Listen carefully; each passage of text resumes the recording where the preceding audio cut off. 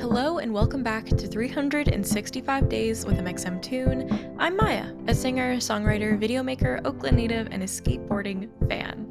I'm also a huge fan of history. I love untold stories, gross facts, hidden secrets, and anything weird, dark, and funky from the past.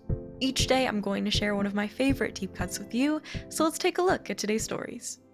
It's 365 with mxmtoon.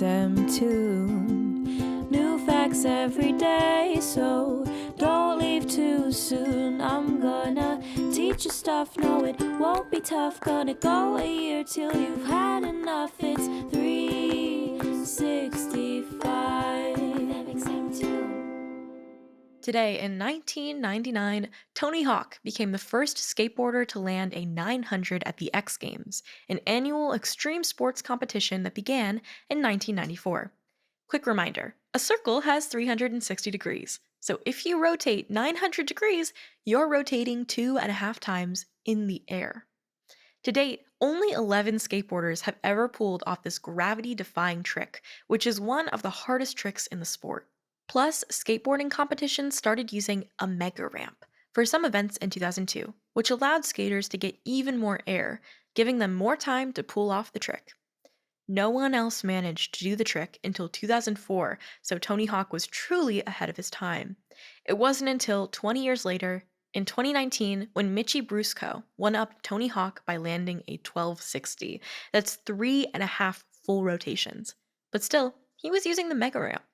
You've probably heard of Tony Hawk because he's had an entire franchise of video games named after him. The first Tony Hawk game, Tony Hawk Pro Skater for PlayStation, came out just a few months after he landed the 900. The game ended up being one of the most popular of the early 2000s, and since then, the franchise has put out games for over 20 different consoles. Last year, the documentary, Pretending I'm Superman, the Tony Hawk video game story, was released, including interviews from Tony Hawk himself and the team behind the games. But if you've never tried to land a kickflip on your GameCube, you might just be thinking about the iconic song Skater Boy by Avril Lavigne. But let's look back at the history of skateboarding beyond the household names. Skateboarding originated in the 40s and 50s in California. Surfers wanted to be able to practice their skills while the waves were flat. They called it sidewalk surfing. We now know that skate shoes, like Vans, have become part of the skate culture, but in keeping with the surfing vibe, the first skateboarders actually just didn't even wear shoes. Doesn't that sound super painful? I mean, falling off a surfboard into crashing waves hurts too, but imagine falling off on your skateboard during a trip and scraping your foot on the hot California pavement. Ugh.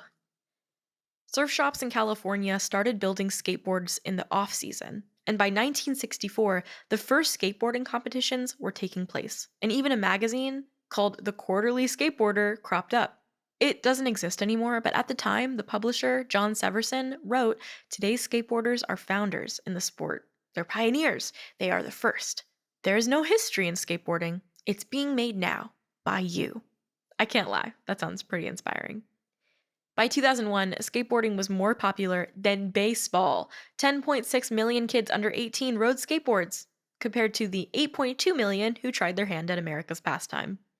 You'd think the world of sports would be set in stone, but it's not that uncommon for a new sport to catch on. Think about Ultimate Frisbee, which was first played in 1968, or lacrosse. Lacrosse was actually first played in the 1600s by Native Americans, but in the 21st century, it spiked in popularity again.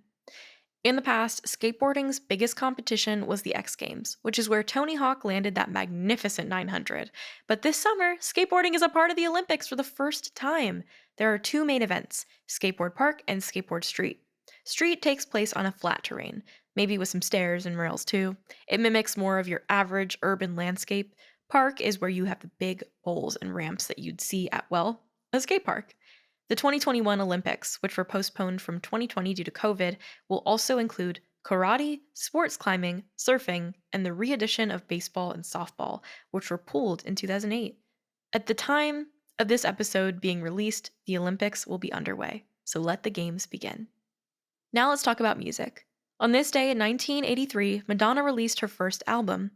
Madonna would go on to become known as the Queen of Pop and one of the most iconic figures in contemporary pop culture. But her self-titled debut didn't do amazing. She didn't pull an Olivia Rodrigo or anything and hit #1 worldwide with her first ever single. Rolling Stone even published a scathing review which called her voice irritating as hell. Yikes. But still, Madonna's album earned some traction in dance clubs, debuting at number 190 on the Billboard 200 albums chart. That's no small feat for a first time artist, but it might not be what you'd expect from someone who we now know as one of the greatest pop sensations of all time.